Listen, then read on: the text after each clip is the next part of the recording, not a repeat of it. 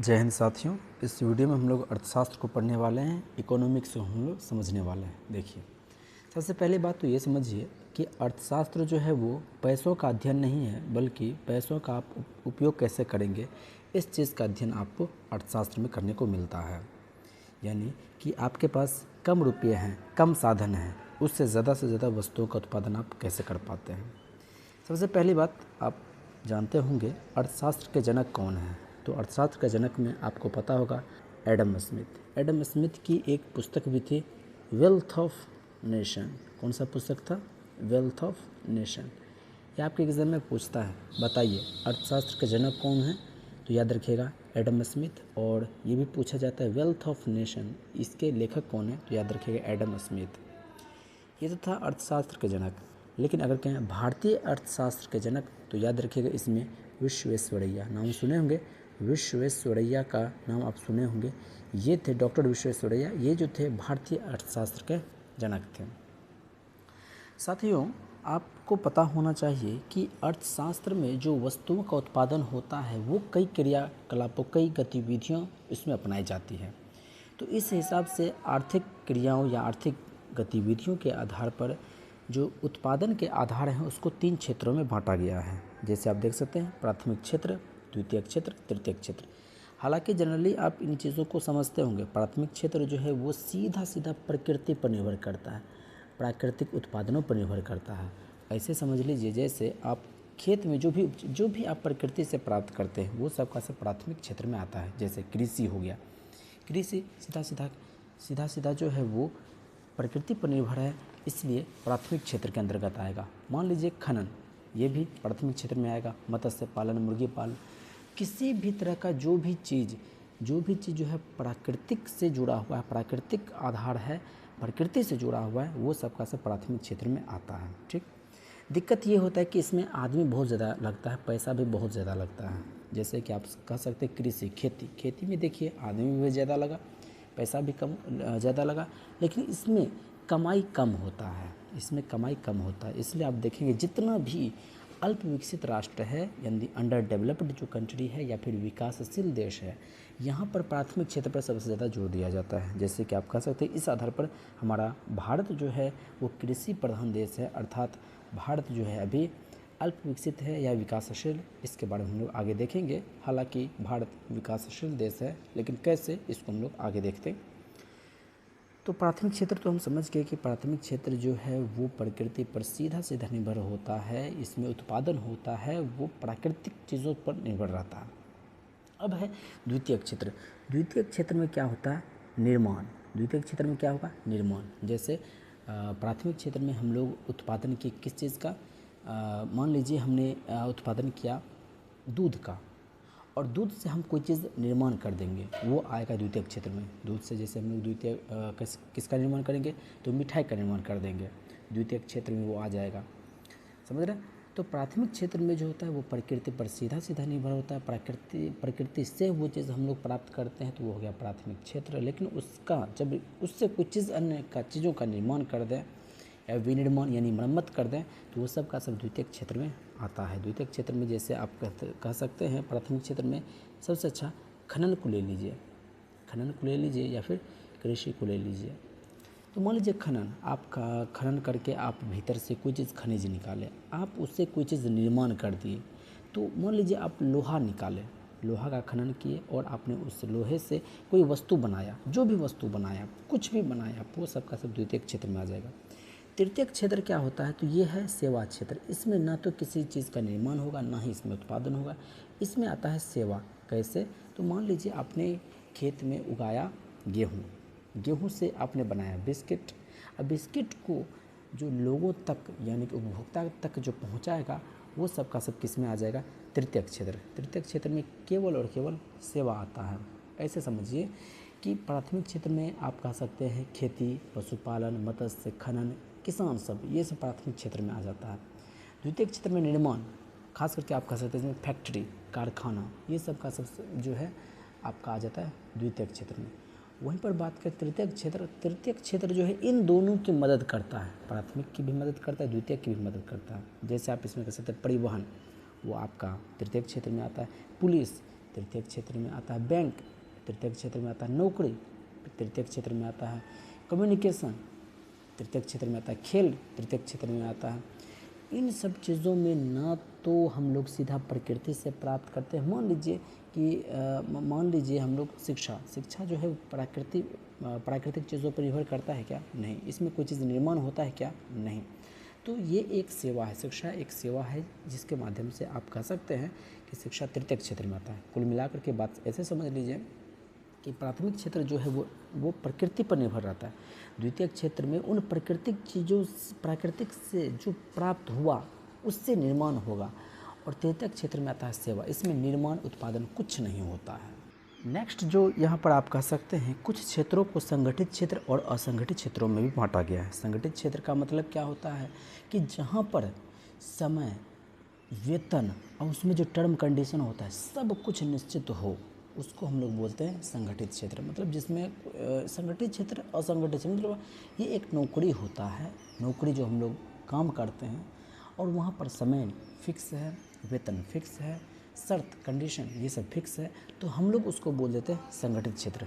जैसे कृषि जो आएगा वो संगठित क्षेत्र में नहीं आएगा। क्यों? क्योंकि वहाँ पर ना तो कोई टर्म कंडीशन है, ना ही वहाँ पर कोई समय निश्चित है, और ना ही वहाँ पर हम लोग वेतन को निश्चित किए हुए हैं। जहाँ ये सब निश्चित ना हो तो वो हो जाता है आपका संगठित क्षेत्र। अब बात करते हैं असंगठित क्षेत्र, जहाँ पर शर्त, समय, वेतन, छुट्टी ये सब जिस काम में, जिस नौकरी में ये सब निश्चित रहबे नहीं करता है, आप कह सकते हैं ये सब क्षेत्र जो है असंगठित क्षेत्र में आता है। अब सबसे बड़ा अगर असंगठित क्षेत्र में बात करिएगा तो कपड़ा उद्योग जो है असंगठित क्षेत्र में आता है। ठीक। और एक सवाल बीपीएससी में पूछा हुआ था, बीपीएससी में ये सवाल पूछा हुआ है कि भारत में राष्ट्रीय आय की गणना में सबसे बड़ी एक समस्या क्या है? तो असंगठित क्षेत्र। असंगठित क्षेत्र जो है भारत में राष्ट्रीय आय की गणना में एक सबसे बड़ी समस्या है। रीजन क्या है? संगठित क्षेत्र में तो शर्त, समय, टर्म कंडीशन, रुपया, वेतन सब कुछ फिक्स रहता है यहाँ पर, लेकिन यहाँ पर फिक्स नहीं रहता है, जिस वजह से इस असंगठित क्षेत्र जो सबसे बड़ी समस्या अभी वर्तमान के समय में बनी हुई है। ठीक। और यहाँ पर बात करें तो जितने भी अल्प विकसित हैं या फिर विकासशील देश हैं वो अभी भी प्राथमिक क्षेत्र में हैं।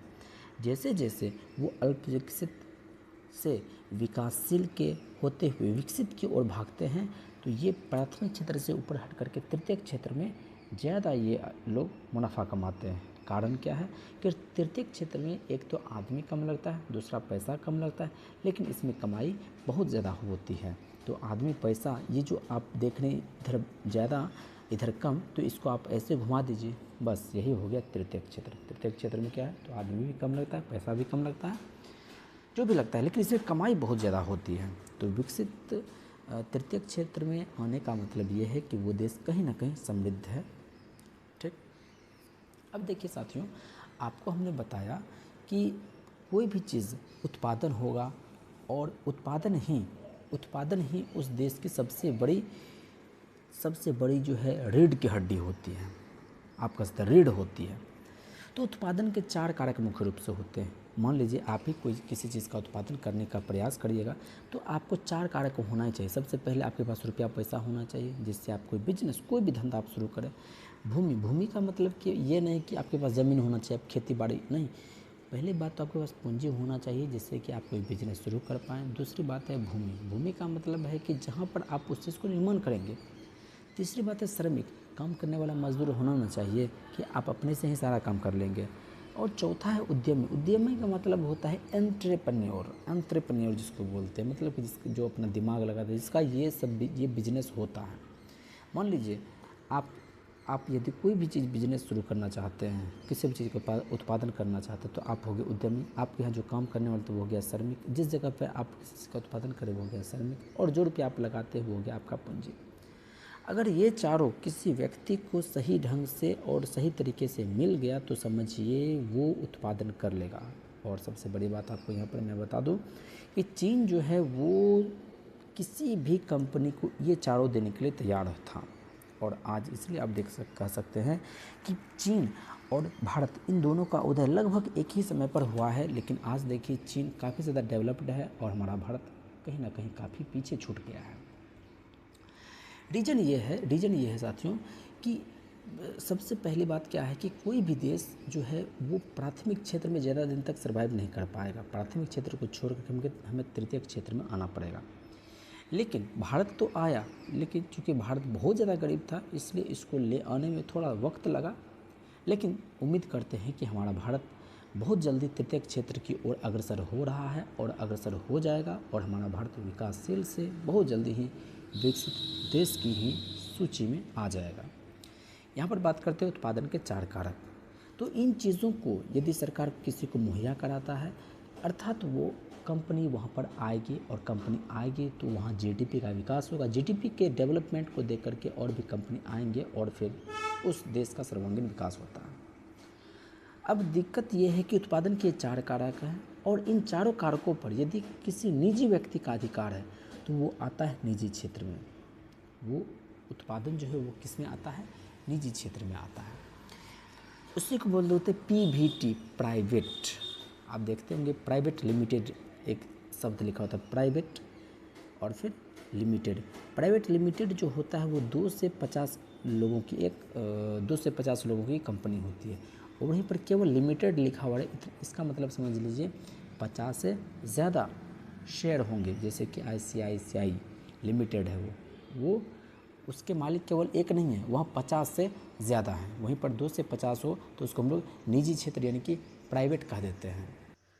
इसके बाद यदि हम लोग सार्वजनिक क्षेत्र को देखें, सार्वजनिक क्षेत्र को इंग्लिश में आप बोल सकते हैं पब्लिक सेक्टर। यदि आप पब्लिक सेक्टर के बारे में बात करें तो इसमें आपको स्पष्ट होना चाहिए कि पब्लिक सेक्टर में यानी सार्वजनिक क्षेत्र में क्या होता है तो पूंजी, भूमि, श्रमिक, उद्यमी, ये उत्पादन के 4 कारक हैं और इन चारों पर अधिकार जो होता है सरकार का होता है। तो इसको हम लोग बोलते हैं सार्वजनिक क्षेत्र, इंग्लिश में बोलें तो पब्लिक सेक्टर।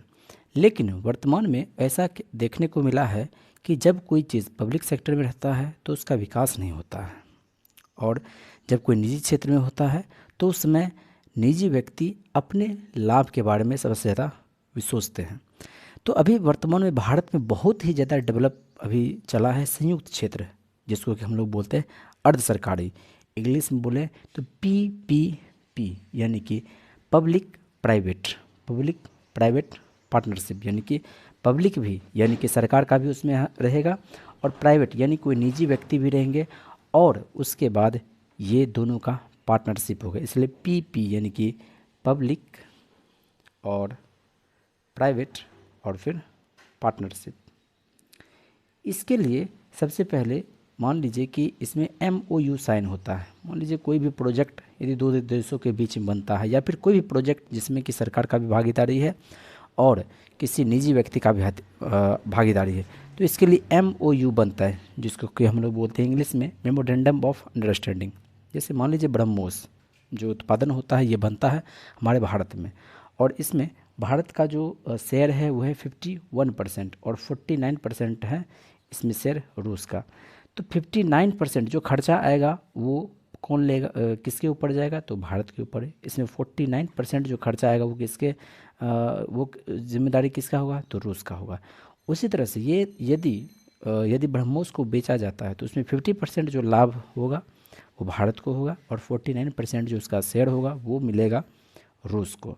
तो ये अभी वर्तमान में भारत में सबसे ज़्यादा देखने को मिला है। प्राइवेट और फिर पब्लिक, इन दोनों से भी हट करके इन दोनों मिला करके यानी कि पूंजी, भूमि, श्रमिक, उद्यमी, इन सबों पर अलग अलग अधिकार। मान लीजिए पूंजी सरकार ने दिया, भूमि जो है वो सरकार का है, इसमें श्रमिक और उद्यमी जो है वो निजी क्षेत्र में है। तो आप इसको बोल सकते हैं PPP यानी कि पब्लिक प्राइवेट पार्टनरशिप, जिसको कि आप अर्ध सरकारी बोलते हैं, संयुक्त क्षेत्र भी बोलते हैं, यानी कि आप इसको बोल देते हैं PPP यानी कि पब्लिक प्राइवेट पार्टनरशिप। अगर अर्थव्यवस्था की बात करें तो भारत में किस तरह की अर्थव्यवस्था है तो मिश्रित अर्थव्यवस्था है। मिश्रित अर्थव्यवस्था भारत में है। ये BPSC के एग्जाम में पूछा हुआ सवाल है कि भारत किस तरह की अर्थव्यवस्था वाला देश है, तो याद रखेंगे मिश्रित का मैंने क्या किया, मिला हुआ है। किसका, निजी और सार्वजनिक दोनों क्षेत्र इसमें मिला हुआ है। यानी कि इसमें प्राइवेट के हाथों में भी रहता है और पब्लिक के हाथों में भी रहता है, यानी सरकार के हाथों में भी रहता है। इन दोनों से मिला हुआ भारत की अर्थव्यवस्था है, इसलिए हम बोलते हैं भारत जो है वो एक मिश्रित अर्थव्यवस्था वाला देश है। इसके लिए आप समझ सकते हैं इस समाजवादी अर्थव्यवस्था को। समाजवादी अर्थव्यवस्था क्या होता है, पूंजीवादी अर्थव्यवस्था क्या होता है, गांधीवादी अर्थव्यवस्था क्या होता है। तो अगर हम लोग समाजवादी अर्थव्यवस्था को समझें तो समाजवादी अर्थव्यवस्था में केंद्रीकरण होता है। क्या होता है, तो केंद्रीकरण होता है सरकार के हाथ में। आर्थिक शक्ति जो है उसका केंद्रीकरण हो जाता है सरकार के हाथों में। तो ये हो जाता है समाजवादी अर्थव्यवस्था। पूंजीवादी अर्थव्यवस्था में क्या होता है, तो पूंजीवादी अर्थव्यवस्था में जो कि आपको खास करके देखने को मिलता है कि बाजार को नियंत्रित करने में सरकार की कोई खास सक्रिय भूमिका नहीं होती है। और साथ ही साथ क्या होता है कि उत्पादन के जो साधन होते हैं उस पर भी निजी स्वामित्व होता है। तो ये इसको हम लोग बोल देते हैं पूंजीवादी अर्थव्यवस्था। गांधीवादी अर्थव्यवस्था में क्या होता है कि इसमें भी आर्थिक शक्तियों पर जो कंट्रोल होता है वो होता है सरकार का। लेकिन इसमें जो है इसमें जो केंद्रीकरण की बात हम लोग देख रहे थे, केंद्रीकरण की बात देख रहे थे, तो इसमें ऐसा नहीं है। केंद्रीकरण की बात इसमें देख रहे थे तो इसमें केंद्रीकरण नहीं है, इसमें कहा जाता है विकेंद्रीकरण। यानी कि विकेंद्रीकरण का मतलब क्या कि आप उन शक्तियों को बांट दें लोगों के बीच में। अर्थात इस प्रणाली में जो है कि स्वरोजगार और आत्मनिर्भरता पर बल दिया जाता है। किसमें, तो आर्थिक गांधीवादी अर्थव्यवस्था में। तो समाजवादी अर्थव्यवस्था में केंद्रीकरण होता है आर्थिक शक्तियों का, वहीं पर गांधीवादी अर्थव्यवस्था में विकेंद्रीकरण होता है आर्थिक शक्तियों का। हालांकि दोनों पर ही सरकार का ही कंट्रोल होता है, लेकिन इसमें केंद्रीकरण हो जाता है, इसमें विकेंद्रीकरण हो जाता है। कैसे, तो लोगों को स्वरोजगार बना करके, आत्मनिर्भर बना करके। वहीं पर पूंजीवादी अर्थव्यवस्था में क्या होता है, तो इसमें आर्थिक शक्तियों पर जो कंट्रोल होता है वो किसी निजी व्यक्ति का होता है और बाजार को नियंत्रित करने में सरकार की कोई भूमिका भी नहीं होती है और उत्पादन के साधनों पर किसी निजी व्यक्ति का अधिकार होता है। ये आपका हो जाता है पूंजीवादी अर्थव्यवस्था। हमारा भारत भी पूंजीवादी अर्थव्यवस्था की ओर आगे नहीं बढ़ा है, लेकिन बढ़ने के प्रयास में ही है। अब सवाल आता है कि अल्प विकसित क्या होता है, विकासशील क्या होता है और विकसित क्या होता है। साथियों, यदि हम लोग अल्प विकसित को समझें तो इसको इंग्लिश में बोलते हैं अंडर डेवलप्ड। क्या बोलते हैं, अंडर डेवलप्ड कहते हैं। और वहीं पर विकासशील डेवलपिंग और विकसित मतलब डेवलप्ड। साथियों, अल्प विकसित और विकासशील इन दोनों में कोई खास अंतर नहीं है। दोनों जगह जो है निम्न प्रति व्यक्ति आय मिलेगा, निम्न जीवन स्तर मिलेगा, जनसंख्या वृद्धि में बहुत ज़्यादा आपको मिलेगा, बेरोजगार देखिएगा, अल्प रोजगार ये सब बहुत ज़्यादा दिखेगा, कृषि क्षेत्र का आधिपत्य दोनों में बहुत ज़्यादा मिलेगा, पूंजी निर्माण जो है निम्न दर मिलेगा, आय की विषमता आपको देखने को मिलेगी, कोई अमीर है तो अमीर है, गरीब है तो गरीब है, कि जनसंख्या का भारी दबाव होता है दोनों स्थिति में। लेकिन अल्प विकसित को विकासशील हम तब कहते हैं जब यहाँ पर इसकी तुलना में कम रहता है। अंडर डेवलप्ड से जब बेहतर होता है, यहाँ जो है वही यहाँ भी है, लेकिन इसकी तुलना में जब कम रहता है तो हम उसको बोल देते हैं विकासशील। ठीक, शुक्रिया।